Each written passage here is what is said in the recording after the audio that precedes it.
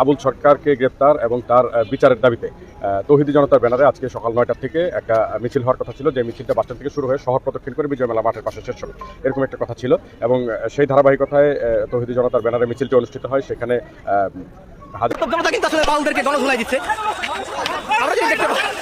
আমরা যদি দেখতে পারলাম এই মুহূর্তে কিন্তু একজন বাউল, আমরা দেখতে পাচ্ছি এখানে স্থানীয় একজন বাউলকে কিন্তু আসলে জনসাধারণ ধাওয়া করেছে।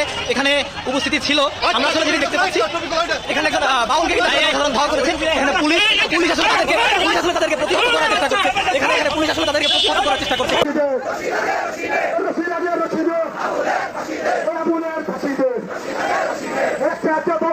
আর বাউলদের একটা প্রোগ্রাম ছিল আবুল সরকারের মুক্তির দাবিতে, সেটা 11টার পরে হওয়ার কথা। দুইটা মিছিল বা দুইটা সমাবেশ কখনোই মুখোমুখি হওয়ার কোনো সম্ভাবনা ছিল না।